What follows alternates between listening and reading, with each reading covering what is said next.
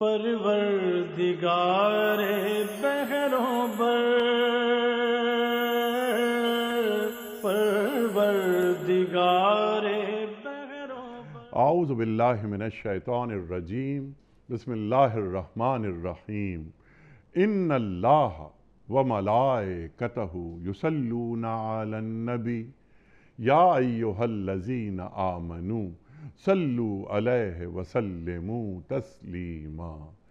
اللہم صلی علی سیدنا و نبینا و شفیعنا و مولانا محمد وعلی آل محمد وبارک وسلم۔ محترم خواتین و حضرات، السلام علیکم۔ پیام صبح کے ساتھ ایک بار پھر حاضر میں ہوں آپ کا میزبان انیق احمد۔ خواتین و حضرات، پیر، منگل، بدھ اور جمعرات یہ 4 دن قرآن کریم کی مختلف آیات کے تعلق سے گفتگو ہوتی ہے۔ ہمارے ملک کے جید علماء تشریف لاتے ہیں اور قرآن کریم کی ان آیات کے معنی، مفاہیم ہم تک پہنچا دیتے ہیں، قرآن کریم کا علم ہم تک منتقل کرتے ہیں۔ لیکن جمعہ اور ہفتہ 2 دن سوال و جواب کے لیے ہم نے رکھے ہوئے ہیں۔ ان 2 دنوں میں ہم آپ کی جانب سے آئے ہوئے سوالات یکجا کرتے ہیں اور ان سوالات کو ہم پیش کرتے ہیں اپنے ملک کے ایک جید مفتی صاحب کی خدمت میں، تاکہ حاصل کیا جائے اپنے مسائل کا حل قرآن و سنت کی روشنی میں۔ ہمارے ذہنوں میں کبھی کبھی کچھ کنفیوژنز، کچھ ابہام نمودار ہو جاتے ہیں۔ ہمارے معزز علماء، مفتی صاحبان تشریف لاتے ہیں اور ان ابہام کو یا ان ابہاموں کو دور کر دیتے ہیں۔ خواتین و حضرات، کچھ ویڈیو کوئسچنز بھی ہم ریکارڈ کرتے ہیں پاکستان کے مختلف شہروں میں کھڑے ہو کر۔ ان ویڈیو کوئسچنز کو بھی ہم مفتی صاحب کی خدمت میں پیش کرتے ہیں۔ آج کے ہمارے معزز مہمان محترم مفتی ارشاد احمد اعجاز صاحب۔ خواتین و حضرات، جانا مانا نام، محبوب اور مقبول نام ہمارے ملک کا، پاکستان میں آپ نے پڑھا، پاکستان کے باہر جو کئی کانفرنسز ہیں وہاں تشریف لے گئے، آج کے مسائل کا گہری نظر رکھتے ہیں ان پر، اور ان تمام مسائل کا حل قرآن و سنت کی روشنی میں آپ عطا فرماتے ہیں عہد کا لمس آپ کی گفتگو میں۔ فارغ التحصیل دارالعلوم کراچی مفتی ارشاد صاحب کو خوش آمدید کہتے ہوئے پروگرام کا آغاز اللہ تعالیٰ کے بابرکت نام سے، سورۃ القریش۔ اعوذ باللہ من الشیطان الرجیم، بسم اللہ الرحمن الرحیم۔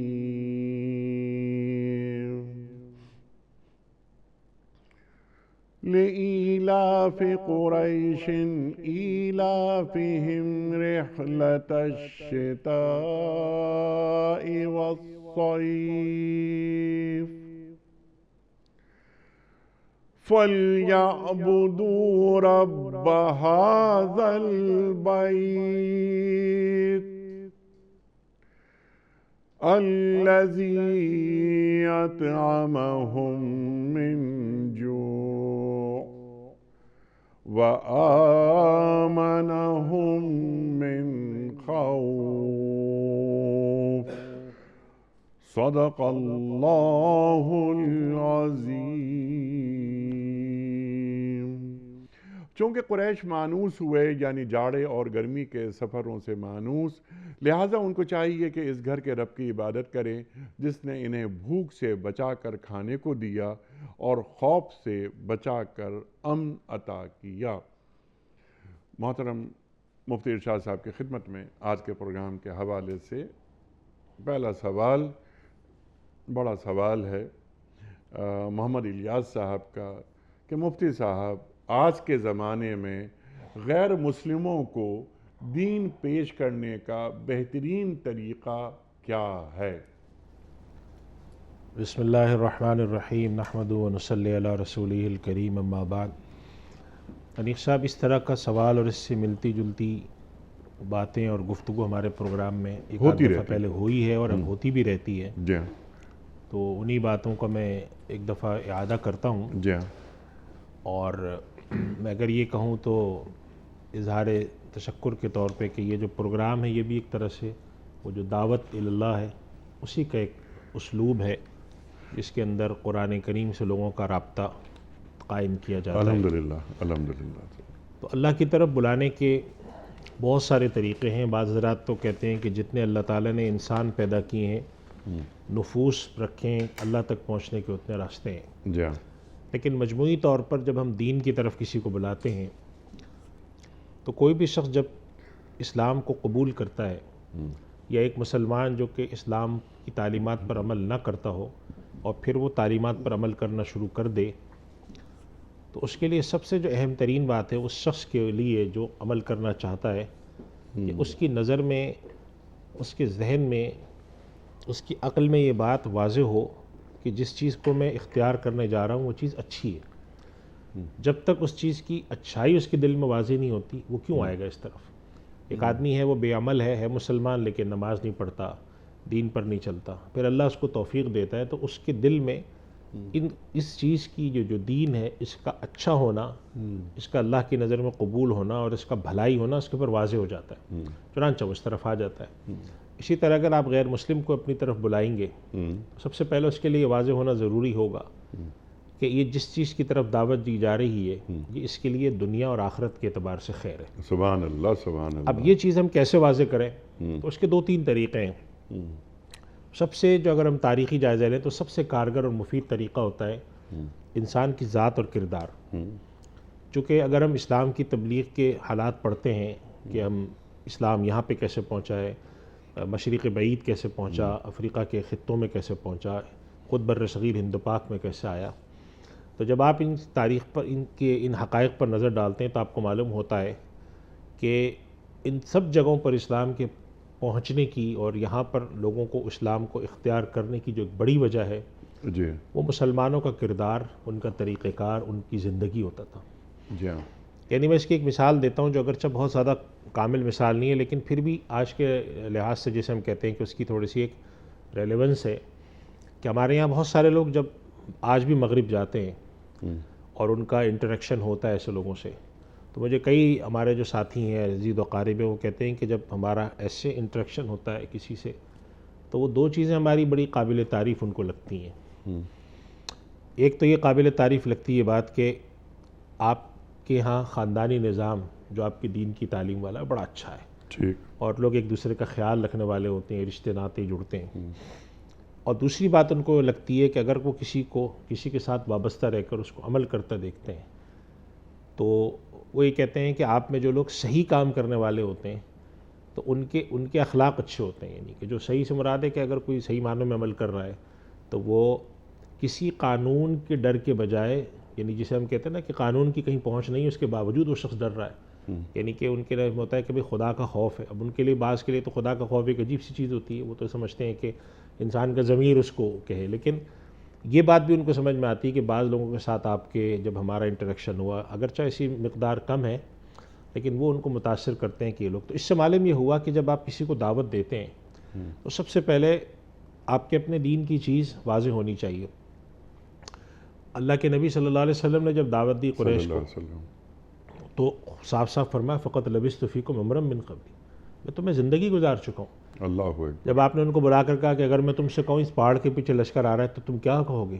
انہوں نے کہا بالکل یقین کریں گے، آپ کبھی بھی غلط بیانی نہیں کرتے. تو آپ صلی اللہ علیہ وسلم نے سب سے پہلے اپنی اس ذات کی اس چیز کو سامنے رکھا کہ میں اگر تمہیں دین کی طرف بلا رہا ہوں تو میرا صادق ہونا، میرا امین ہونا، میرا دیانتدار ہونا، میرا خیر خواہ ہونا، ہر چیز تم پہ واضح. سبحان اللہ سبحان اللہ. اسی طریقے سے اگر ہم کسی کو دین کی طرف بلاتے ہیں تو ہمارے عمل کے ذریعے، ظاہر ہے کہ دین کوئی ایسی چیز تو نہیں کہ جو فضا میں نظر آتا ہو.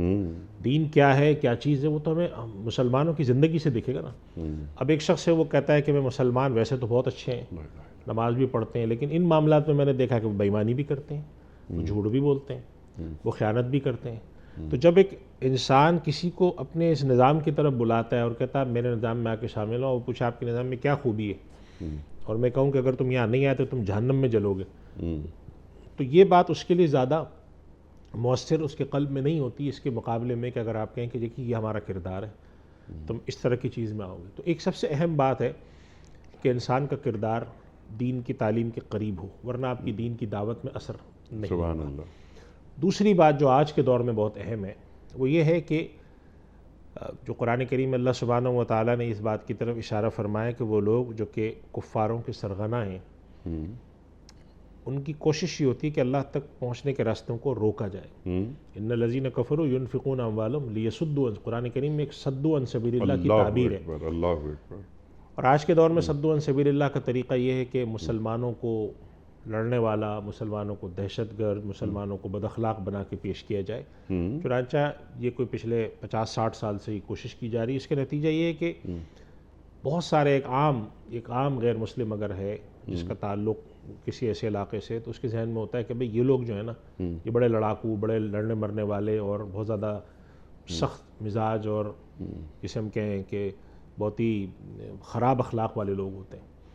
تو دوسرا آج کا بڑا فریضہ یہ ہے کہ اسلام کی تعلیم کو لوگوں تک اس معنی میں پہنچایا جائے کہ لوگ اس کو سمجھیں تو صحیح کہ یہ دین دعوت کیا دیتا ہے۔ ٹھیک ہے۔ اچھا، جو آیت ابھی آپ نے تلاوت فرمائی، اس میں کفار جو راستہ روکتے ہیں، اس راستہ روکنے کے لیے، دین کا راستہ روکنے کے لیے اپنا مال بھی خرچ کرتے ہیں۔ ٹھیک ہے نا؟ مال بھی خرچ کرتے آج دین کا راستہ روکنے کے لیے کس کس انداز سے مال خرچ کیا جا رہا ہے عالم کفر کی جانب سے؟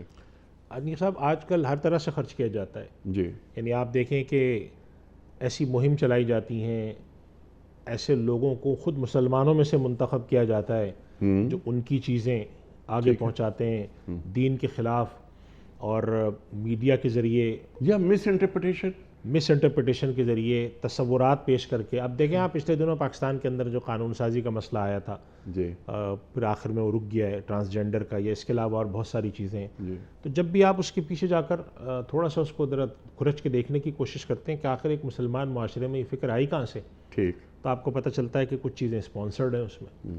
تو یہ جو چیزیں ہوتی ہیں کہ آپ بعض ایسی کاموں کو اسپانسر کریں جس کے اندر ڈیفیمیشن جسے ہم کہتے ہیں کہ سامنے والوں کے بارے میں بدگمانیاں پیدا کرنا، ان کی دین کے بارے میں ایسی چیزیں کرنا، تو یہ سارا اور بہت ساری تفصیلات آپ مجھ سے زیادہ بھی واقف ہیں کہ مال خرچ کر کے کوشش کرنا کہ اگر کوئی شخص ادھر متوجہ ہو سکتا ہو تو اس کو یہاں تو متوجہ ہونے سے روکا جائے، اسے کنفیوز کر دیا جائے، خود مسلمانوں کو کیا جائے۔ جی ڈاکٹر صاحب، یہ بھی آپ بات فرما دیجئے گا، ہماری تعلیم کر دیجئے کہ جس طرح قرآن کریم کے لفظوں میں تحریف نہیں ہو سکتی، اس طرح قرآن کریم کے جو معنی ہیں اس میں بھی تحریف نہیں ہو سکتی۔ بالکل ایسے ہی ہے۔ قرآن کریم میں تو اللہ سبحانہ و تعالیٰ فرماتے ہیں ان الذین یلحدون فی آیاتنا لا یخفون علینا، جی، جو ہماری آیات کے اندر الحاد یعنی ٹیڑھ میڑ کرتے ہیں، توڑ موڑ کر کے پیش کرتے ہیں، لا یخفون علینا، وہ ہم پر پوشیدہ نہیں ہے۔ اس کے بارے میں علماء کرام نے لکھا ہے کہ تحریف لفظی تو قرآن کریم میں بہت نادر بات ہے، جی،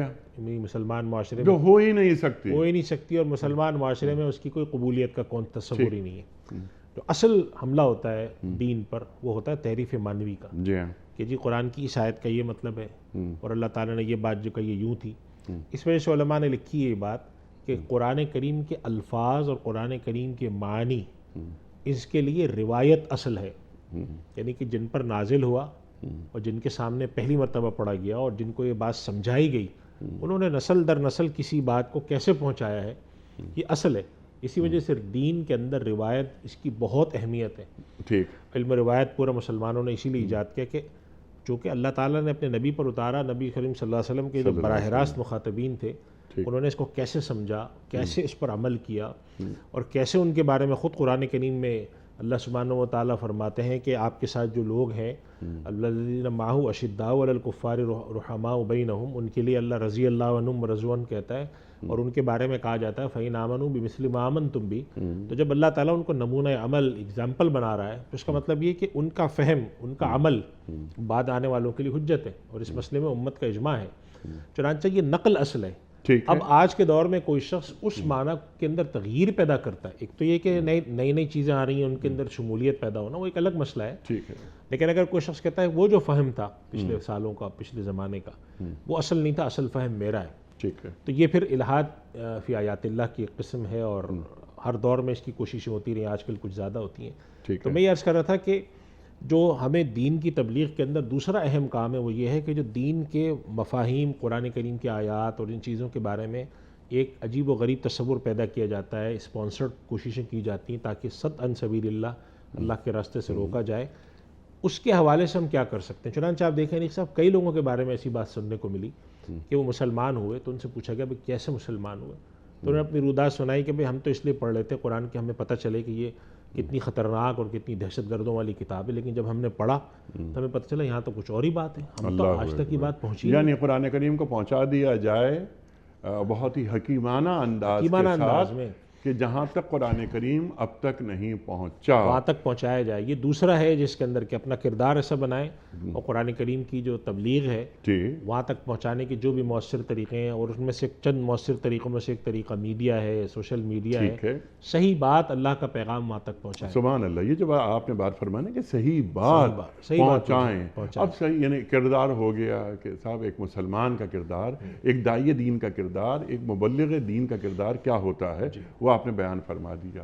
لیکن علم کی بھی بہت بڑی اہمیت ہے کہ جو آدمی دین پیش کر رہا ہے اس کے سامنے کوئی سوال اٹھتا ہے، آتا ہے، خاص طور پر غیر مسلم دنیا سے سوال آتا ہے، تو دین پیش کرنے والے میں اتنی صلاحیت ضرور ہونی چاہیے کہ سوال کو ایک تو سمجھے کہ سوال ہے کیا، اس کی سطح کیا ہے، فریکوینسی سیٹ ہو. اس کے بعد داعی دین کے پاس اتنا علم ضرور ہو کہ وہ سامنے والے کو لاجواب نہ کرے، اسے مطمئن کر دے. اور آپ نے کیا اچھی بات فرمائی کہ خیر خواہانہ رویہ کہ میں دین آپ کو پہنچا رہا ہوں، مجھے کوئی ذاتی مفاد نہیں ہے اس میں آپ ہی کا فائدہ چاہتا ہوں، آپ ہی کا نفع چاہتا ہوں. یہ ہے دین ہمارا. اور تم غیر مسلم ہو، اگر تم مسیحی ہو مثال کے طور پر اور تم دین قبول کر رہے ہو تو تم تبدیل مذہب نہیں کر رہے، تم تکمیل مذہب کر رہے ہو اور اپنے رسول یعنی مسیح علیہ السلام ان کی جو بشارت ہے اسے پورا کر رہے ہو. لیکن اس کے لیے وہی جو آپ نے بات فرمائی کہ ادعو الی سبیل ربک بالحکمہ والموعظۃ الحسنہ وجادلہم باللتی ہی احسن. طریقہ ہونا چاہیے. تو خیر خواہانہ جذبات ہوں، خود کو مائنس کر کے دین پیش کر دیا جائے، اور علم اور کردار اخلاق ایسا ہو کہ تمہارا کردار اتنا اچھا ہے تو تمہارے رسول کا کردار کیسا ہوگا. اللہ اکبر. آپ نے جو آیت بھی تلاوت فرمائی تھی کہ فقط لبثت فیکم عمرا من قبلی افلا تعقلون، میں نے تم ہی میں عمر گزاری، تم نے مجھے کیسا پایا، تم عقل سے کام کیوں نہیں لیتے. اللہ اکبر اللہ اکبر. اس کا خلاصہ آپ نے عطا فرما دیا مفتی صاحب، جزاک اللہ. ایک اور سوال ہے اس سے قریب تر، وہی ایک بڑا سوال ہے سبحان بیگ صاحب کا کہ قرآن کریم کو عربی زبان میں نازل کیوں کیا گیا ہے. مشکل سوالات آ رہے ہیں. اور یہ بھی بتائیے کہ کہا جاتا ہے کہ قرآن کریم میں ہر چیز کا ذکر موجود ہے جس کا تعلق زمین و آسمان سے ہے، اس کا کیا مطلب ہے؟ دیکھیے قرآن کریم کو اللہ سبحانہ و تعالیٰ نے عربی میں کیوں نازل فرمایا، اس کے بارے میں دو باتیں. ایک تو یہ کہ اس پر بہت تفصیل ہے کہ اللہ تعالیٰ نے عربی کو کیوں منتخب کیا اور ایسا کیوں ہوا، لیکن جو اصل بات ہے جو ہمارے اور آپ کے لیے کافی جواب ہے وہ یہ ہے کہ اللہ تعالیٰ نے قرآن کریم کو یا آخری نبی صلی اللہ علیہ وسلم کو کسی نہ کسی زبان میں تو بھیجنا تھا. جیسے پہلے جو کتابیں نازل ہوئیں وہ کوئی عبرانی، سریانی اس طرح کی زبانوں میں نازل ہوئیں، تو اللہ تعالیٰ نے کوئی ایک زبان منتخب کرنی تھی. اب وہ اختیار کس کا ہے؟ وہ مشیت اللہ کی ہے کہ اللہ نے آخری نبی صلی اللہ علیہ وسلم کو منتخب کرتے ہوئے عربی کا کیوں انتخاب کیا، اس زمانے میں جو اور زبانیں رائج تھیں ان میں سے کسی اور کا انتخاب کیوں نہیں کیا. تو ظاہر ہے کہ اللہ کی مشیت ہے اور اللہ سبحانہ و تعالیٰ اس بارے میں جو چاہیں وہ فیصلہ فرماتے ہیں کہ جس کو چاہیں وہ اپنا رسول بناتے ہیں، جس کو چاہیں وہ کرتے ہیں. تو ایک تو مشیت، اور اس کے ساتھ ساتھ علماء نے اس پر بڑی گفتگو کی ہے کہ عربی زبان کے اندر اللہ تعالیٰ نے جو کمالات رکھے ہیں. تو ایک بات ہمیں یہ سمجھ میں آتی ہے کہ عربی زبان چند ان بڑی زبانوں میں سے جس کے اندر اللہ سبحانہ و تعالیٰ نے بہت جامعیت رکھی ہے، بہت جسے ہم کہتے ہیں کمپریہنسو لینگویج ہے. اس کے اندر انسانی زندگی، انسانی طرز بود و باش، حیات، دنیا، ان سب کے حوالے سے اللہ تعالیٰ نے معنی اور الفاظ رکھے ہیں۔ جی ہاں، اس وجہ سے ممکنہ طور پہ اللہ تعالیٰ نے جس کو اختیار فرمایا اس کی ایک وجہ یہ بھی ہو سکتی ہے، لیکن اصل بات یہ ہے کہ اللہ کی مرضی، اللہ نے اس زبان کو منتخب کیا۔ اس سے پہلے جو کتابیں آئیں وہ عربی میں نہیں آئیں، اور زبانوں میں آئیں، ان کو اللہ نے منتخب فرمایا۔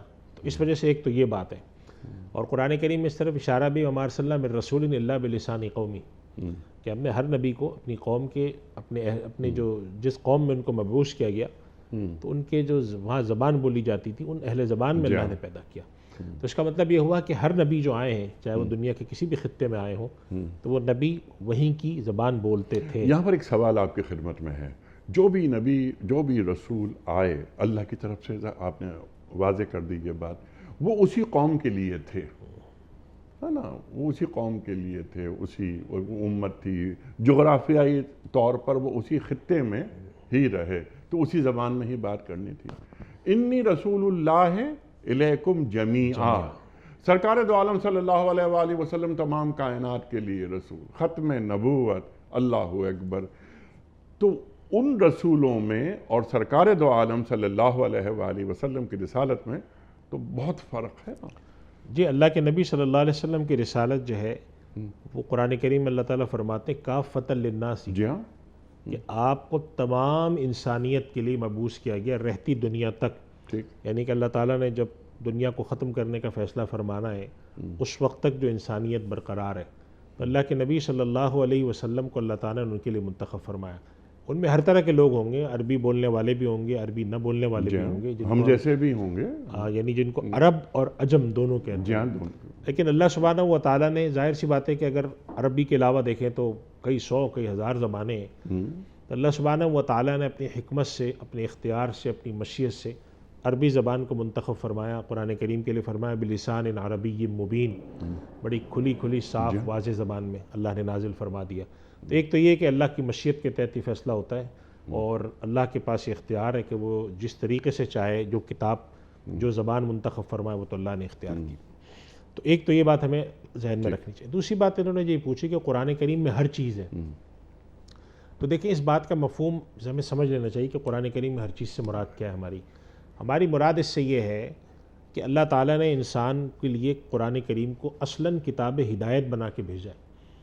تو اس دنیا میں آخری وقت تک، قیامت آنے تک، انسان کو جس قسم کی بھی ہدایت اپنی زندگی، اپنی معاشی، انفرادی، اجتماعی زندگی گزارنے کے لیے درکار ہے، وہ اللہ تعالیٰ نے قرآن کریم میں نبی کریم صلی اللہ علیہ وسلم پہ قرآن کریم کے الفاظ میں یا قرآن کریم کے معنی اور تشریح کی شکل میں اپنے نبی پر نازل فرما دیے۔ چنانچہ رہتی دنیا تک ہمیں درپیش اپنی زندگی کے لیے وہ کام جس کی بنیاد پر ہم سے آخرت میں سوال ہو، جو ہدایت کی چیزیں، وہ اللہ نے اس کتاب میں اتار دی ہیں۔ کہیں پر وہ کلیات کی شکل میں ہے، اور اس کی تفصیل اللہ کے نبی صلی اللہ علیہ وسلم نے اپنے عمل سے کی، اپنے قول سے کی، اپنے فعل سے کی، اور اس کے ساتھ ساتھ امت کو اجتہاد کی طرف ترغیب دے کر اس کا حل بھی پیش فرمایا۔ یہ مطلب اس کا نہیں ہے کہ قیامت تک آنے والے واقعات کا بھی اس میں ذکر ہو، یا کوئی سائنسی حقائق کا بھی اس میں ذکر ہو، یا بہت سارے تاریخی حقائق کا ذکر ہو۔ قرآن کریم اس چیز کی کتاب نہیں، اصلاً جو کتاب ہدایت ہے، قرآن کریم کا جو اصل موضوع ہے، کہ قرآن کریم کے بارے میں اللہ سبحانہ و تعالیٰ فرماتے ہیں ذالک الکتاب لا ریب فیہ ھدی للمتقین۔ تو کتاب ہدایت ہونے کے ناطے رہتی دنیا تک آپ کو جس قسم کی بھی ہدایت کی اپنی معاشی، معاشرتی، اجتماعی، انفرادی زندگی میں ضرورت ہے، وہ اللہ کے نبی صلی اللہ علیہ وسلم پر اتاری گئی کتاب قرآن کریم، اور آپ صلی اللہ علیہ وسلم نے اس کی جو اپنے قول سے، اپنے فعل سے تشریحات فرمائی ہیں، اس کے اندر ہمیں اس کے اندر ہر چیز مل جاتی ہے۔ اور ہم اللہ کا شکر ہے کہ 1500 سال کے بعد بھی جب ہم قرآن کریم کو اٹھاتے ہیں اور آج کے نت نئے مسائل ہمارے سامنے آتے ہیں یا حدیث کو اٹھاتے ہیں، تو کوئی ایسا مسئلہ نہیں ہے جس کے لیے آپ ایک اصطلاح اکثر پروگرام میں بولتے ہیں کہ انفس و آفاق کا، کوئی ایک ایسا مسئلہ نہیں جس کے لیے ہدایت درکار ہو، رہنمائی درکار ہو کہ خدا کیا چاہتا ہے اس کے بارے میں، اور وہ آپ کو یہاں سے نہ ملے۔ جی ہاں، تو اس جملے کا یہ مفہوم ذہن میں رکھیں، یہ نہیں ہے کہ ہمیں تاریخی حقائق بھی یہاں مل جائیں، یا یہ کہ اللہ سبحانہ و تعالیٰ نے اس کے اندر حضرت نوح علیہ السلام کی قوم کا ذکر کم فرمایا، حضرت موسیٰ علیہ السلام کا زیادہ فرمایا ہے، تو تاریخی حقائق یا کوئی طبعی حقائق، یہ کتاب اس چیز کے لیے ہے نہیں، تو لہٰذا اس کے اندر ایسی چیزیں تلاش کرنے کو ہمارے علماء نے کوئی پسندیدہ عمل بھی نہیں کیا ہے۔ بعض لوگ کرتے ہیں کہ جی قرآن کریم کے ہم فلاں فلاں چیزوں کی تاریخی حقائق ہم دیکھیں، جہاں تک اللہ تعالیٰ نے ذکر فرمایا بس وہاں تک ہم چلتے ہیں، اور جہاں پہ نہیں ہے تو پھر وہاں علماء اس کے بارے میں، تو اصلاً کتاب ہدایت ہونے کے ناطے اس کے اندر اللہ نے تمام ہدایت کی چیزیں جو ہیں وہ رہتی دنیا تک کے لیے ہمیں عطا فرما دی ہیں، رہتی دنیا تک کے لیے عطا فرما دی، اور رہتی دنیا تک آنے والے انسانوں کے لیے عطا فرما دی۔ ذالک الکتاب لا ریب فیہ ھدی للمتقین، آپ نے اشارہ فرمایا متقیوں کے لیے ہدایت، لیکن شہر رمضان الذی انزل فیہ القرآن ھدی للناس، تمام انسانیت کے لیے ہدایت ہے، اور پوری انسانیت کو قرآن کریم کی طرف آنا ہوگا اگر انہیں ہدایت چاہیے۔ افضال سید، سوال ان کا یہ ہے کہ دو بندے بیٹھے میچ دیکھ رہے ہوں، ایک کہے کہ اگر فلاں ٹیم جیتے گی تو میں یہ کھلاؤں گا، دوسرا کہتا ہے کہ اگر فلاں ٹیم جیتی تو میں آپ کو یہ کھلاؤں گا، کیا یہ بھی شرط کے زمرے میں آئے گا اور یہ حرام ہوگا؟ یہ دوستوں میں کرتے رہتے ہیں۔ اصل میں دیکھیں جو جوا ہوتا ہے جی یہ اصل میں اس طرح کی جو چیزوں کی ممانعت ہے وہ کیوں ہے، میں تھوڑا سا اس کو عرض کروں پھر اس کا جواب دیتا ہوں۔ ارشاد۔ جوا اصل میں کسے کہتے ہیں کہ کوئی ایسا کام جو جس کے ہونے نہ ہونے کے امکانات ہو، جس کے لیے ہم کہتے ہیں پروبیبلٹی ہو جس میں، اور آپ اس کی بنیاد پر کچھ لین دین کی شرط لگائیں۔ مثال کے طور پہ آپ کہیں کہ اگر فلاں میچ میں پاکستان جیتا تو میں آپ کو 50,000 روپے دوں گا، اور اگر پاکستان ہارا تو پھر آپ جو ہے مجھے 50,000 دیں گے۔ ہم نے شرط لگا لی کہ پاکستان جیتے گا، جی، اور اب ہارنے جیتنے کی صورت میں یا تو آپ مجھے پیسے دیں گے یا میں آپ کو دوں گا۔ یا اسی طرح کوئی اور بات آپ نے سوچ لی کہ فلاں واقعہ پیش آیا، فلاں چیز ہو گئی، یا ٹاس کا کر لیا آپ نے، یا وہ جو ہمارے پاس جس کو ہم ڈائس کہتے ہیں، چکا ہم جسے کہتے ہیں، وہ اچھالا ہم نے، اور اگر یہ نمبر آیا تو آپ مجھے پیسے نہیں آئے تو مجھے دیں۔ تو قرآن کریم میں چونکہ ربا اور یعنی سود کے ساتھ ساتھ جوئے کی بھی ممانعت ہے، اس وجہ سے اس کا عمل کو ناجائز کہا جاتا ہے۔ اب اس کی کئی صورتیں ہیں، کچھ تو صورتیں جو خالصتاً جوا ہیں وہ تو خیر سب کو پتہ ہے ناجائز ہیں، کچھ صورتیں ایسی ہیں جو کہ گیم کے یعنی کھیل کود کے اندر آ گئی ہیں۔ جی ہاں، دو ٹیموں کا آپس میں مقابلہ ہوا، انہوں نے جا کر آپس میں شرط لگائی جو ٹیم جیتے گی تو ہاری ہوئی ٹیم اس پوری ٹیم کو کھانا کھلائے گی۔ ٹھیک، یا اسی طرح سے دو لوگ آپس میں بیٹھے ہوئے ہیں، آپس میں کہہ رہے ہیں کہ بھئی اس میں فلاں جو کھلاڑی ہے وہ چھکا مارے گا، اس نے کہا نہیں مارے گا، اس نے کہا اچھا اگر مار دیا تو میں تمہیں کچھ کھلاؤں گا۔ اب اس نے واقعی چھکا مار دیا تو جو صاحب کہہ رہے تھے نہیں مارے گا، اب ظاہر ہے کہ وہ تو ہار گئے۔ اب انہوں نے کہا اچھا بھئی اب میں سب کو بلا کر نا تکہ کھلاؤں گا، تو انہوں نے سب کو 10 لوگ ہیں، 5 لوگ ہیں، 8 لوگ ہیں، ان کے لیے انہوں نے 2,500 3,000 روپے خرچ کر کے کھانا کھلایا۔ ٹھیک، اب سوال یہ پیدا ہوتا ہے کہ یہ جو کھانا کھلانے کا عمل ہے جی، یہ ان کی جیب سے جو پیسے نکلے ہیں، تو اگر یہ صاحب جو چھکا مارنے پر شرط لگائے بیٹھے تھے کہ یہ نہیں مارے گا تو ان کو کھلانا پڑ گیا، اور اگر واقعی وہ نہیں مارتا تو سامنے والوں کو کھلانا پڑتا، تو کیا یہ صورت جوئے میں داخل ہے؟ تو علماء کرام یہ کہتے ہیں کہ اگرچہ یہ کھیل کود میں ہی کر رہے ہیں کام، لیکن یہ صورت بہرحال اس کے اندر آتی ہے، لہذا اس صورت سے بچنا چاہیے۔ یہ جو طریقہ ہے کہ ہم بیٹھے ہوئے شرطیں لگا کر چاہے نقد کی رقم شکل میں لیں یا کھانے کی شکل میں لیں یا کوئی اور صورت میں لیں، اس سے اجتناب کرنا چاہیے، یہ صورت منع ہے۔ اور اگر باقاعدہ طور پہ جیسے ہمارے یہاں ایک اصطلاح استعمال ہوتی ہے بکیز کی، کہ جب کھیل کے موقع پہ شرط لگا کر باقاعدہ پیسوں کا ایکسچینج کرتے ہیں، وہ تو خیر بالکل حرام ہونا چاہیے، جوا ہے۔ لیکن یہ جو بظاہر دو دوست آپس میں کھیل کود کی شکل میں کرتے ہیں، اس کے بارے میں علماء کہتے ہیں کہ اس معاملے میں احتیاط کا رویہ کرنا چاہیے، کیونکہ اس میں اور بکنگ والے جو بکیز والے کام کر رہے ہوتے ہیں اس میں عملاً نتیجتاً کوئی فرق نہیں ہے، بس صرف یہ ہے کہ ذرا بے تکلف دوست ہیں، آپس میں بے تکلفی کر رہے ہیں، تو ایسا نہ کریں کہ میں تمہیں یہ کھلاؤں گا تم مجھے کھلاؤ گے، نہیں، جسے ہم کہتے ہیں شرط لگا کر کام کرنا، ٹھیک ہے۔ یہ دین میں پسندیدہ اچھا، نہیں ہے۔ بکیز کا اور اس میں فرق یہ ہے نا کہ وہاں تو پیسوں کا معاملہ ہوتا ہے، یہاں تو یہ دوست بیٹھے ہوئے ہاں، ہیں، لیکن یہاں کزنز بیٹھے ہوئے ہیں، پیسے کا خرچہ تو ہوتا ہے نا۔ نہیں، اس میں صرف ایک شغل کے طور پر وہ کہ میں اسی لیے ایسا عرض کر رہا ہوں، میں نے اسی 3 لیے کلو عرض کیا کڑھائی کہ منگواؤں گا۔ ہاں، میں نے اسی لیے عرض کیا جی، کہ ہمارے علماء کہتے ہیں کہ اس سے اجتناب اچھا ہے، اچھا، اس کو اجتناب 100% تو نہیں کہتے، ٹھیک، کیونکہ آپ جو بات کہہ رہے ہیں کہ اصل میں بعض دفعہ تو ایسا ہوتا ہے کہ مقصود صرف کھانا پینا ہوتا ہے، تو وہ یہ شرط بھی ایسے ہی لگاتے ہیں، جی ہاں، کہ انہوں نے کہا ہوتا ہے کہ بھائی کھانا تو کسی نے تو کھلانا ہے، ہاں، اچھا بتاؤ کون کھلائے گا؟ ٹھیک، تو انہوں نے کہا کہ جی اچھا ایسا کر لیتے ہیں کہ ہم یہ کہتے ہیں کہ جی کون اس بات کا حامی ہے کہ یہ جیتے گا؟ ٹھیک، تو پتہ چلا جی 6 لوگ ہو گئے اس کے حامی کہ یہ جیتے گا، ٹھیک اور 6 لوگ ہو گئے کہ یہ جیتے گا. ٹھیک تو انہوں نے کہا اچھا جی جو ہارے گا وہ دوسرے کو کھانا کھلائے گا. ٹھیک تو اگر اسی لیے میں نے عرض کیا کہ اس سے اجتناب اس لیے کریں کہ اگرچہ یہ خالص صورت جو ہے اس کی یہ صرف ایک تفریحی شکل ہے، جی اور بعض حضرات اس کے بارے میں تھوڑا نرم رویہ رکھتے ہیں، لیکن دوسرے بعض حضرات کہتے ہیں کہ اس میں اور وکیز میں کوئی فرق خاص نہیں رہتا، اور پھر بعض دفعہ ایسا ہوتا ہے کہ جب لوگ اس سے عادی ہوتے ہیں تو آہستہ آہستہ آہستہ پھر وہ اسی پہ چلے جاتے ہیں. اچھا تو ان سے ہی کہتے ہیں، اس کا ہمارے یہاں ایک تجویز دی جاتی ہے کہ بھائی آپ ایسا کریں کہ یہ سب چھوڑ دیں کہ کون کھلائے گا. اب سارے لوگ جو ہے نا پیسے نکال کر آپس میں رکھ لیں کہ جو جیتے گا ہارے گا ہم سب مل کے کھائیں گے، یا کوئی ایک آدمی کہہ دے کہ بھائی کوئی ہارے جیتے میں کھلاؤں گا. ٹھیک تو ہے وہ صورت بہتر ہے.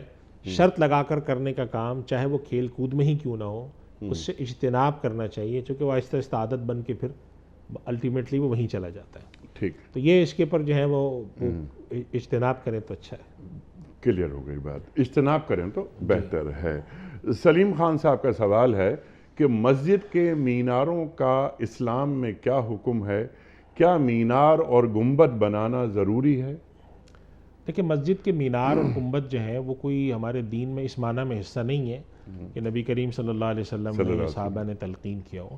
اصل بات یہ تھی کہ مینار مسجد میں کیوں بنے. مسجد میں اس لیے مینار بنے ہیں کہ اصلاً اذان جو دی جاتی تھی وہ ایک جگہ پہ اونچی جگہ پہ چڑھ کے دی جاتی تھی، تو اور جب نماز پڑھائی جاتی تھی تو اس میں اس کا خیال رکھا جاتا تھا کہ مقتدیوں کا آواز پہنچے. تو آواز کی پہنچانے کی ایک سبیل کے طور پہ گنبد بنائے جاتے تھے کہ اگر آپ یہاں کھڑے ہو کر، چنانچہ جو پاکستان میں پرانی بڑی جو مساجد ہیں، جو ٹھٹا کی مسجدیں اور مسجدوں میں چلے جائیں آپ تو وہاں واقعتاً لاؤڈ سپیکر کی ضرورت نہیں پڑتی. اگر امام صاحب ایک جگہ کھڑے ہو کے نماز پڑھائیں تو وہ آواز کی لہریں خود بخود پیچھے تک جاتی تھیں. تو اصلاً مسجد کے ہال میں گنبد کا تصور یہ تھا کہ جب کوئی امام بغیر، ظاہر زمانہ لاؤڈ سپیکر کہاں ہوتے تھے، بغیر مائک کے نماز پڑھائیں اگر تو ان کی آواز گونج کی شکل میں سب تک پہنچ جائے. اب اگر انہوں نے ایک دفعہ زور سے اللہ اکبر کہا تو وہ آواز گونج کی شکل میں پیچھے تک چلی جائے. تو اس کی وجہ سے اونچی چھتیں بنانے کا رواج پڑا، اور مینار بنانے کا رواج ایسے پڑا کہ جب مؤذن نے چڑھ کر اونچی جگہ پہ اذان دینی ہے تو وہ پہلے انہوں نے کچھ ستون سے بنائے، پھر آخر کار وہ دھیرے دھیرے وہ کئی 100 سال میں جا کر ایک باقاعدہ صورت بن گئی. لیکن اب چونکہ مسجد کے ساتھ گنبد اور مینار کا ایک خاص تعلق جڑ گیا ہے، لہٰذا اب علماء کرام یہ کہتے ہیں کہ مسجد کے ساتھ اس کی شناخت بن جانے کی وجہ سے ایک گناہ احترام اس کے ساتھ خود بخود ہے. یعنی کہ جیسے اگر کہیں مینار بنا ہوا ہے، گنبد ہے، تو لوگ دور سے مسلمان کے غیر مسلم بھی پہچانتے ہیں کہ مسلمانوں کی عبادت کی جگہ. لیکن اگر کوئی مسجد ایسی بنتی ہے کہ جس کے اوپر گنبد نہیں ہے، یا کوئی مسجد ایسی بنتی ہے کہ جس کا مینار نہیں ہے یا چھوٹا سا مینار ہے، تو وہ مسجد شرعی بن سکتی ہے، اس میں کوئی حرج نہیں. آج کل جو ہمارے یہاں خاص طور پہ جو بہت زیادہ آبادی والے ممالک ہیں تو وہاں پر جیسے مساجد جو بنتی ہیں وہ اس طرح سے بنتی ہیں کہ کئی منزلہ بلڈنگ ہے جس کے اندر انہوں نے 2 فلور مسجد کے بنا دیے. تو ان کے بارے میں حال میں ہی ابھی پاکستان سے بھی فتویٰ جاری ہوا ہے، دارالعلوم کراچی سے استاذ محترم حضرت مولانا تقی عثمانی صاحب نے اس کی تائید کے دستخط بھی فرمائے کہ مسجد کا تصور یہ تھا کہ مسجد بالکل الگ تھلگ ایک جگہ پہ ہوتی ہے، اس کے اوپر نیچے مسجد ہی ہوتی ہے. لیکن اب جو دنیا میں جو بڑی آبادی والے جو شہر ہیں تو وہاں پر ایسی مساجد بننا مشکل ہو رہی ہیں. تو کیا ایسی مسجد بن سکتی ہے کہ کوئی 20 منزلہ بلڈنگ ہے جس کے اندر 3 فلور مسجد کے طور پہ مختص کر دیے جائیں؟ تو اب علماء کا فتویٰ ہے کہ بالکل بن سکتی ہے. چنانچہ دنیا کے اندر بہت سارے ممالک میں بھی شروع ہو گیا ہے کہ جن علاقوں میں مساجد بننا مشکل ہوتی ہیں اور یہ دور دور بنی ہوئی ہیں، وہاں جانا آنا مشکل ہے، کہ بڑی بلڈنگ بنی اگر تو اس کے اندر انہوں نے 2 فلور یا 3 فلور مسجد کے لیے مختص کر دی. تب ظاہر ہے کہ نہ اس میں گنبد ہوتا ہے نہ اس کے اندر مینار ہوتا ہے، تو وہ اس میں کوئی حرج نہیں ہے. تو مسجد کے لیے مینار کا یا گنبد کا ہونا کوئی لازمی چیز نہیں ہے، کوئی دینی ضرورت نہیں، دینی ضرورت نہیں ہے. البتہ چونکہ ایک شناخت بن چکی ہے اور لہذا اگر بناتے ہیں تو اس کے وہ ایک اچھی بات ہے. چنانچہ ہمارے روایت میں ہم دیکھتے ہیں کہ ہمارے یہاں پورے حرمین شریفین میں دنیا میں جتنی بھی مقدس جگہیں اور مشہور جگہیں ہیں مسلمانوں کی، وہاں سب پہ مسجد کے ساتھ ایک مینار ہوتا ہے، اور وہ چونکہ ایک شناخت بنتی ہے. اور امت میں اس پر کبھی علماء کے کسی بھی مسلک کے علماء نے کبھی اس پہ اعتراض نہیں کیا کہ گنبد یا مینار نہ بناؤ. اس وجہ سے اس کا مطلب ہے کہ اس کی قبولیت پر امت میں یعنی تعامل اس پر جاری ہے، لہٰذا اس کو کرنے میں کوئی حرج نہیں ہے. لیکن ایسی دینی ضرورت نہیں ہے کہ اس کے بغیر مسجد ہی نہ بنے. یہ دینی تہذیبی شناخت روایت اور شناخت ہماری بن چکی ہے، اور کوئی اس پہ رکاوٹ کا کوئی قباحت نہیں ہے، اور لازم بھی نہیں ہے. ٹھیک ہے. یاسمین صاحبہ کا سوال یہ ہے کہ دکاندار کو اگر خواتین سلام کریں تو کیا ان کو جواب دے سکتے ہیں خواتین، اور کیا خواتین کا دکاندار کو سلام کرنا جائز ہے؟ دیکھیں سلام دعا کرنا شرعاً کوئی حرج کی بات نہیں ہے، یعنی کہ ظاہر ہے کہ جب ایک انسان کسی کے پاس جاتا ہے تو سلام کر سکتا ہے. البتہ ہمارے یہاں جو آداب ہیں وہ یہ ہیں کہ، اور ہمارے یہاں خواتین اس کا خیال بھی رکھتی ہیں کہ جا کر جب کسی کے ساتھ جو اجنبی ہے اگر اس کے ساتھ کوئی گفتگو کرنی ہے، کوئی سلام دعا کرنی بھی ہے تو وہ ایک ذرا سے خاص ایک لہجے میں، جسے ہم کہتے ہیں کہ بہت زیادہ بے تکلفانہ لہجہ نہیں ہوتا، ایک جسے ہم کہتے ہیں کہ فارمیلٹی کے ساتھ بات چیت کی جاتی ہے، سلام کر کے ان سے چیز پوچھ لی، تو اس میں شرعاً اس کی گنجائش ہے. جہاں پر علماء کرام نے کہا ہے کہ اس کی ضرورت نہیں، وہاں پہ مراد یہ ہے کہ اصلاً ایک نامحرم اور اس طرح کے معاملے میں کوئی بے تکلف رشتے کی ضرورت نہیں ہے. تو اگر آپ کو کوئی ضرورت ہے تو بغیر اس کے کر لیں، لیکن اگر آپ نے جا کر سلام کر بھی لیا اور ایک عام سے ایک طریقے کے تحت کیا ہے جو کہ معاشرتی طور پر جس کو لوگ ناپسند نہ کرتے ہوں تو اس میں کوئی حرج نہیں کر سکتے ہیں. ٹھیک ہے، جائز ہے یہ. گلزار رسول صاحب، گلزار رسول، میں نے پہلی مرتبہ یہ نام سنا. ان کا سوال یہ ہے آپ کی خدمت میں کہ مجبوری میں سوال کرنا کیسا ہے؟ مثلاً کسی کی بچی کا نکاح ہونے والا ہے اور بظاہر کوئی انتظام نہیں ہو سکا، تو ایسے وقت میں لوگوں سے سوال کیا جا سکتا ہے؟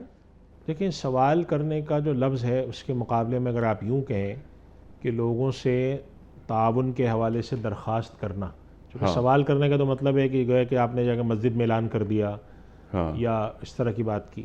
اگر ایک آدمی ضرورت مند ہے، اس کے یہاں کوئی بڑا خرچہ آ رہا ہے اور وہ جا کے لوگوں سے کہتا ہے میرے یہاں بچی کی شادی کا سلسلہ ہے اور اگر آپ لوگ میرے ساتھ کچھ تعاون کر دیں تو گنجائش تو ہے شرعاً، لیکن یہ ہے کہ بہتر یہ ہے کہ آدمی ایسا نہ کرے.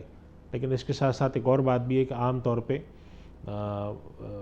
لوگوں کو تھوڑا جتنا متوجہ ہونا چاہیے اس طرف لوگ نہیں ہوتے. بعض دفعہ ایک آدمی ہے، اس کے گھر میں شادی ہے، نکاح ہے بچی کا، تو ظاہر سی بات ہے کہ آپ کتنی سادگی کے ساتھ کریں، کچھ تو خرچہ ہوگا. اب وہ ضرورت مند ہے تو لوگوں کو، ہمارے یہاں ایسا تو کوئی نظم ہے نہیں، جیسے بعض برادریوں میں اچھا نظام ہے کہ انہوں نے اپنے ترتیبیں بنا رکھی کہ شادی ہونے والی ہے تو آپ جا کر درخواست جمع کرا دیں، اور باقاعدہ طور پہ اس میں ان کے یہاں ہوتا ہے، یعنی اس میں کوئی ممانعت نہیں ہوتی کہ کوئی عیب کی بات ہے، پردہ پوشی کے ساتھ وہ جمع کرا دیتے ہیں درخواست، ان کی امداد کر دی جاتی ہے. اب بہت ساری جگہوں پہ ایسا سلسلہ نہیں ہے تو وہ آدمی اپنی بات جا کر کس سے کہے؟ آخر ظاہر ہے کہ اپنے عزیز و قارب سے کہے گا، یا ہو سکتا ہے کہ وہ کوئی مسجد کے امام صاحب سے جا کر سرگوشی میں بات کر لے کہ میرے گھر میں بڑی ضرورت ہے اور میں پریشان حال ہوں اور یہ میرے گھر میں ایک ضرورت آن پڑی ہے لیکن میرے کوئی اسباب نہیں ہو رہے، آپ میرا کوئی بندوبست کرا دیں. تو اس حد تک گنجائش ہے. وہ جو نبی کریم صلی اللہ علیہ وسلم نے سوال سے منع فرمایا وہ بات اپنی جگہ بالکل ظاہر ہے کہ ہے، اور مقصود اس کا بھی یہی ہے کہ آدمی ہر کسی کے آگے ہاتھ نہ پھیلائے اللہ کے علاوہ. لیکن جیسے اسلام میں قرض لینے کا تصور ہے تو اس سے معلوم یہ ہوتا ہے کہ جب ایک انسان کی بہت زیادہ ضرورت ہو تو اگر وہ قرض لے سکتا ہے تو کہیں سے قرض لینے کی کوشش کرے، اور نہیں ہو سکتا تو وہ جا کر کم سے کم جو معاشرے میں ذرا اثر رکھنے والے لوگ ہوتے ہیں، مسجد کے امام صاحب ہیں، علاقے کے اندر کوئی بڑی شخصیت ہے، کسی تک ایک پیغام اس طرح کا بھجوا دے. کیونکہ بعض دفعہ لوگ یہ کہتے ہیں کہ بھئی ہمیں تو خبر ہی نہیں ہوئی، آپ کو ایک ضرورت تھی، ہمیں کیسے معلوم کہ آپ کو کیا ضرورت ہے؟ تو اس کا پھر طریقہ یہ ہوتا ہے کہ آپ نے جا کر ایک دو لوگوں کو بتا دیا کہ بھئی میرے یہاں یہ تقریب ہونے والی ہے، اگر آپ لوگ میرے ساتھ کچھ کر سکتے ہیں، کوئی قرض دے سکتے ہیں، کوئی مدد کر سکتے ہیں تو کریں. تو گنجائش تو نکلتی ہے اس کی، ہم اس کو حرام یا گناہ تو نہیں کہیں گے. سبحان اللہ. البتہ یہ کہ بعض دفعہ ایسا ہوتا ہے کہ بعض دفعہ عادتاً لوگ یہ کام کرتے ہیں، یعنی ہر چیز میں مانگنا.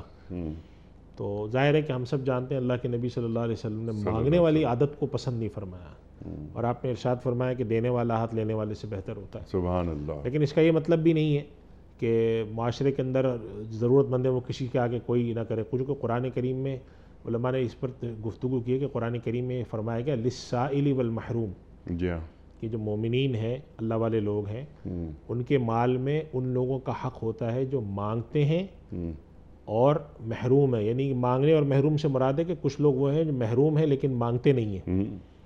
قرآن کریم میں دوسری تعبیر میں کہا گیا ہے کہ تعریفہم بسیماہم لا یسألون الناس الحافا، آپ ان کو چہرے سے، ان کی کوئی علامتوں سے پہچانتے ہیں، وہ مانگتے نہیں ہیں لوگوں سے. اور کچھ ایسے ہوتے ہیں جو سوال بھی کرتے ہیں. تو اس کا مطلب یہ ہے کہ سوال کرنے والے بھی ہوں گے معاشرے میں اور خاموش لوگ بھی ہوں گے. ٹھیک. تو خاموش جو ہوتے ہیں، جو کسی کے آگے ہاتھ نہیں پھیلاتے، وہ ظاہر ہے کہ وہ طریقہ بہتر ہے. لیکن اگر کوئی شخص جا کے اپنی جائز ضرورت کہیں بتاتا ہے اور اس کے اندر وہ اس چیز کا خیال رکھتا ہے کہ کہیں میں وہ والی کیفیت نہ پیدا ہو کہ جس کے اندر اللہ کے نبی صلی اللہ علیہ وسلم نے ہر جگہ ہاتھ پھیلانے کو منع فرمایا، صلی اللہ علیہ تو وسلم. اس کی گنجائش نکلتی ہے. اور آج کل جس قسم کے سخت حالات ہیں لوگوں کے، کہ بسا اوقات لوگوں کی اپنی جو بنیادی ضرورتیں وہ پوری نہیں ہو رہی ہوتی، جی ہاں. تو ایسے موقع پر اگر کوئی شخص جا کے کسی کو اس لیے بتاتا ہے کہ 4 لوگوں کو پتہ چل جائے تو شاید میں احسن طریقے سے کچھ اپنی ذمہ داریاں ادا کر سکوں، تو اس کی گنجائش تو اس کی گنجائش ہے. ٹھیک ہے. لیکن جیسا آپ نے بالکل واضح کر دیا کہ ہاتھ پھیلانا دین کے نزدیک پسندیدہ نہیں ہے. اوپر والا ہاتھ نیچے والے ہاتھ سے بہتر ہے. بالکل ہے. ٹھیک ہے نا مفتی صاحب. کچھ ویڈیو کوسچنز آپ کی خدمت میں. پہلا سوال مفتی صاحب کی خدمت میں. السلام علیکم سر. ہمارا سوال یہ ہے کہ ہم جو IMF سے قرضہ لیتے ہیں وہ سود پر لیتے ہیں. ہمارے ساتھ جو مسائل ہے وہ سود کی وجہ سے تو نہیں ہے؟ جناب والا. دیکھیے انیق صاحب، یہ واقعی بڑا سوال ہے. جی ہاں. اور آپ جانتے ہیں کہ ہمارے یہاں پچھلے رمضان میں وفاقی شرعی عدالت نے سود کے خلاف ایک فیصلہ بھی جی دیا ہاں. تھا، جو کہ پاکستان کی عدالتوں میں سے تیسرا فیصلہ تھا عدالت کا. سود حرام ہے، اس پر علماء اور جتنے بھی مسلمان اہل علم ہیں ان کا اتفاق ہے اس پر، اور ہم سب جانتے ہیں کہ ایک برائی ہے. جی ہاں. میں مختصراً یہ بات عرض کروں گا کہ ہمیں کوشش بھی کرنی چاہیے اور دعا بھی کرنی چاہیے کہ اللہ اس سے نجات دے. ہمارے ملک کے معاشی حالات ایسے ہوں کہ ہمیں کہیں اور نہ جانا پڑے، ہاتھ پھیلانا نہ پڑے. اس کے لیے ہمیں 3 چیزوں پر توجہ دینے کی ضرورت ہے نیک صاحب. ٹھیک. ایک تو یہ سود، جوا، اس قسم کی جو خرابیاں ہیں ان کو ختم کرنے کی ضرورت ہے، دل لگا کر. یہ میں نہیں کہتا کہ ایک دن میں ختم ہوں گی، لیکن یہ بھی نہیں کہ آدمی 100 سال بیٹھا رہے کہ جی میں ایک دن میں نہیں ختم کر سکتا. ٹھیک ہے. اچھا، سود اور جوا اور مفتی صاحب جو قرآن کریم فرما رہا ہے فحاشی، اور جب فحاشی پھیلتی ہے تو اللہ تعالیٰ معیشت کمزور کر دیتا ہے. تو میں اس پر آ رہا ہوں ابھی کہ پہلا کام تو ہمیں یہ کرنا چاہیے کہ یہ جو خرابیاں ہیں، سود ہے، جوا ہے، معاشی طور پہ جو ہیں ان کو ختم کریں. دوسری چیز ہمارے ہاں جس کو ختم کرنے کی ضرورت ہے وہ بدعنوانی، حرام کھانے کو سہل بنا لینا. بڑے بڑے وہ گناہ جن کے پر اللہ تعالیٰ قوموں کی پکڑ کرتا ہے، ان گناہوں کو اپنی عادت بنانا اور ان کے اوپر اصرار کرنا. اللہ تعالیٰ نے پچھلی قوموں کے جو جرائم گنوائے ہیں، ان جرائم میں اگر آپ 2 بڑے جرم ہیں، ایک انبیاء کا ٹھٹا اڑانا اور دوسرا جرم اللہ سبحانہ و تعالیٰ نے قوم لوط کے بارے میں خاص طور پہ ارشاد فرمایا تھا کہ لعمرک انہم لفی سکرتہم یعمہون. اے نبی، یہ اپنے نشے میں بالکل اندھے اور اوندھے ہوئے پڑے تھے. یعنی ہوتا یہ ہے کہ آپ ایک غلط کام کرتے ہیں اور ایک وقت تک آپ اس کو غلط سمجھتے ہیں، پھر ایک وقت بعد آپ سمجھتے ہیں کہ اس میں کیا غلطی ہے. جی ہاں. آپ مجھ سے زیادہ جانتے ہیں نیک صاحب، اور آپ اکثر ہم سے ایسی چیزیں سناتے رہتے ہیں کہ حرام کھانا والے کے پاس جا کر جب بتاؤ تو وہ تو ہم پر الٹا چڑھ دوڑتا ہے کہ آپ کیا ہمیں بتا رہے ہیں. یہ سب آج کے زمانے. تو بدعنوانی، سود، جوا، بدعنوانی اور بد انتظامی، کہ آپ کے ہاں بیڈ گورننس ہو. اللہ سبحانہ و تعالیٰ نے انسان کو انتظام سکھایا. خلفائے راشدین حضرت عمر رضی اللہ تعالیٰ عنہ کا جو بڑا مشہور واقعہ آتا ہے کہ جس کے اندر انہوں نے مسلمانوں میں زمین تقسیم کرنے نہ کرنے کے پر جو فیصلے فرمائے ہیں انتظامی، تو اس سے معلوم یہ ہوتا ہے کہ انتظام، مملکت کا انتظام احسن طریقے سے چلانا، یہ رسول اللہ صلی اللہ علیہ وسلم کی تعلیم اور خلفائے راشدین کی سنت ہے. اب اگر انتظام کو بد طریقے سے چلائیں، خراب چیزیں رکھیں، توجہ نہ دیں. اور چوتھی اور آخری بات انیق صاحب جس پر آپ نے توجہ دلائی کہ ان گناہوں کو اپنے یہاں عمومی رنگ دینا، معاشرے میں قبولیت پیدا کرنا، جن گناہوں کو اللہ سبحانہ و تعالیٰ نے سختی سے منع فرمایا، جن کو فحشا کہا گیا، جن کو منکر کہا گیا، تو اپنے یہاں ان چیزوں کا ختم کرنا ضروری ہے. کہ چاہے آپ ہمارے یہاں شراب کا رواج ہو، چاہے ہمارے یہاں فحاشی کا رواج ہو، چاہے بدعنوانی کا رواج ہو، حرام کھانے کا رواج ہو، حقوق مارنے کا، جب معاشرہ اس طریقے سے اپنے آپ کو ٹھیک نہیں کرتا تو من جانب اللہ مدد نہیں آتی. من جانب اللہ بعض چیزوں پر امت پر حدیث شریف میں آتا ہے زلزلے آتے ہیں، آسمان برسنا چھوڑ دیتا ہے، زمین سے رزق نکلنا ختم ہو جاتا ہے. تو اس کی وجہ سے پھر جب انسان مجبور و محتاج ہوتا ہے تو پھر وہ سود پر بھی قرضے لیتا ہے، وہ لوگوں کے آگے ہاتھ بھی پھیلاتا ہے. اور وہ ابھی جو ہم جس زمانے سے گزر رہے ہیں جس کے اندر IMF کے حالات ہیں، کتنا بعض دفعہ ایک احساس تذلیل ہوتا ہے ہمیں کہ بھئی کیا ہماری اقوام میں عالم میں ایک حیثیت ہے کہ لوگ آ کر جو ہے کوئی ٹھٹا اڑا رہا ہے، کوئی مذاق اڑا رہا ہے کہ بھئی ان لوگوں کو دیکھو. تو ظاہر ہے کہ اس کے اندر ہماری بد انتظامی کا بھی دخل ہے، بدعنوانی کا بھی دخل ہے، اور چیزوں کا بھی دخل ہے. کچھ بین الاقوامی اور چیزیں بھی ہیں اس میں یہ نہیں کہہ رہا کہ ایک ہی ہمارا ایک ہی اس کا عوامل میں صرف ایک ہی عامل کارگر ہے، بلکہ اور سارے عوامل ہیں. لیکن اور قرآن کریم کی جو وہ آیت ہے وہ ہمیں اپنے سامنے رکھنی چاہیے، جس میں اللہ تعالیٰ فرماتے ہیں ان اللہ لا یغیر ما بقوم حتی یغیروا ما بانفسہم. اگر ہم چاہتے ہیں کہ ہمارے احوال بدلیں، جی ہاں، دین اور دنیا کے رخ پر ہم کریں، تو ہمیں اپنے یہاں بہتری لانی پڑے گی. اپنے اجتماعی اخلاق میں، اپنے انتظام میں، اپنی بدعنوانی ختم کرنے میں، رجوع اللہ میں. ہم سارے کام وہی کرتے رہیں اور چاہیں کہ اللہ کی مدد بھی آ جائے ٹھیک. اور ہماری ساری چیزیں ٹھیک ہو جائے. یہ اللہ کا دستور نہیں ہے. قرآن کریم میں اللہ تعالیٰ فرماتے ہیں لن تجد لسنت اللہ تبدیلا. اللہ تو اکبر. اللہ تعالیٰ اپنی سنت ایسے نہیں بدلتا. تو ہم اپنے یہاں کچھ توجہ دیں ٹھیک ہے. تاکہ ہمیں IMF سے بھی ہماری جان چھوٹے، سودی قرضوں سے ہمارے بڑے بھی اور ہر فرد ہے ملت کے مقدر کا ستارہ، جیسے آپ نے بات فرمائی کہ ہر آدمی اپنے حصے کا کام کرے. بالکل کریں. یہ ضروری ہے تاکہ یہ سود اور یہ جو فحاشی وغیرہ اس سے ہماری جان چھوٹے. کیسی عجیب بات ہے کہ ہم یہ چوروں، لٹیروں، ناجائز منافع خوروں کے ساتھ اٹھنا بیٹھنا چاہتے ہیں، اپنا آئیڈیل بنائے ہوا ہے ابھی نہیں. اپنا آئیڈیل بنائے ہوئے ہیں، لیکن حشر کے دن ہم صالحین میں اٹھنا چاہتے ہیں. اللہ اکبر. عجیب اللہ تضاد والی، یعنی ایک اگر ہم حقیقت میں دیکھیں کسی عام آدمی کو یہ بات بتائی جائے تو وہ کہے گا کہ تم سے بڑا دیوانہ کوئی نہیں ہے، جی تم سے بڑا کمعقل کوئی نہیں ہے جی ہاں کہ آپ زندگی بسر کرنا چاہتے ہیں ان لوگوں میں جو اللہ کے باغی ہیں، جی اور آخرت میں حشر چاہتے ہیں ان کے ساتھ جی. جو اللہ کے نیکوکار لوگ ہیں. اللہ ایسا تو نہیں ہوتا. اکبر. اللہ سبحانہ و تعالیٰ نے اپنے نبی صلی اللہ علیہ وسلم کے زمانے میں وسلم. صحابہ اکرام رضوان اللہ علیہ مجمعین جیسی مقدس ہستیوں کے زمانے میں یہ بات فرما دی تھی کہ احسب الناس ان یترکوا ان یقولوا آمنا وہم لا یفتنون. کہ لوگ یہ سمجھتے ہیں کہ وہ کہہ دیں گے ہم ایمان لائے تو ہم آزمائش نہیں کریں گے. ہم تو کریں گے، اللہ ہم تو پچھلے لوگوں کی بھی کرتے رہے. اور اللہ تعالیٰ یہ ضرور دیکھنا چاہتا ہے کہ تم میں کون سچا ہے ہاں اور کون جھوٹا ہے. کون سچا ہے، اور کم از کم اپنے حصے کی شمع جلائیں. تو اس وجہ سے اپنے حصے کی. اور اے اللہ میں جتنا کر سکتا تھا میں اتنا کر کے تیرے پاس آ گیا ہوں. اللہ اکبر. ایک سوال اور رکھ لیتے ہیں جناب والا.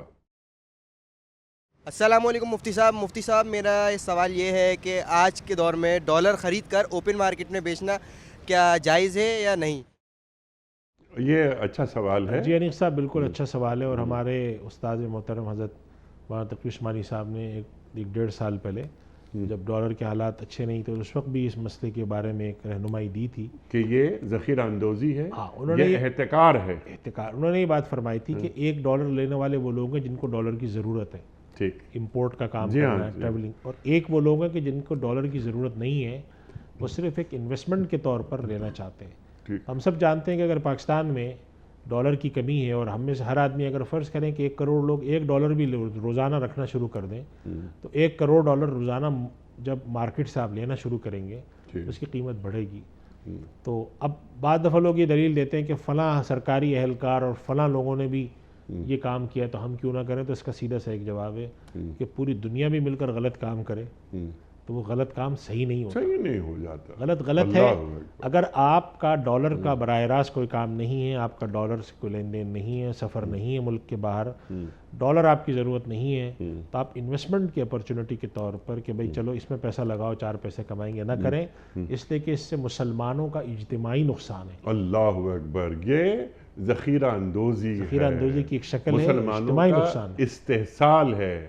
اور مسلمان کبھی کسی انسان کا استحصال نہیں کرتے. اب ہم اپنی ذمہ دار ہیں کہ بھئی ہم سے اگر کل سوال ہو، باقی سارا ملک مل کر اگر ڈالر کی ذخیرہ اندوزی کرے تو اس سے کوئی غلط کام صحیح نہیں ہو جاتا. اپنے حصے کا کام بس کرنا ہے. اور اگر سارا ملک یہ کام کر رہا ہے تو انہیں بھی سمجھانا ہے بہت ہی حکیمانہ انداز سے کہ دیکھو تمہارے اس عمل سے ہماری ریاست کو نقصان پہنچ رہا ہے تو اس سے دور رہو، ملک کو نقصان نہیں پہنچاؤ.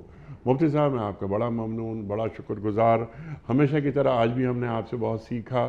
خواتین و حضرات ہمارے علماء کو اللہ سلامت رکھے، تشریف لاتے ہیں اور ہمارے اور آپ کے پوچھے گئے سوالات کے شافی جوابات قرآن و سنت کی روشنی میں عطا فرما دیتے ہیں. پیام صبح کا اختتام ہوتا ہے روزانہ ایک قول پر، اور وہ قول ہوتا ہے صاحب نہج البلاغ امیر المومنین حضرت علی مرتضیٰ کرم اللہ وجہہ کا۔ آپ فرماتے ہیں کہ لالچی شخص ہمیشہ ذلت کی زنجیروں میں جکڑا رہتا ہے، لالچی شخص ہمیشہ ذلت کی زنجیروں میں جکڑا رہتا ہے۔ سبحان اللہ سبحان اللہ۔ اپنے میزبان انیق احمد کو کل تک کے لیے اجازت دیجیے۔ خدا حافظ۔ پروردگار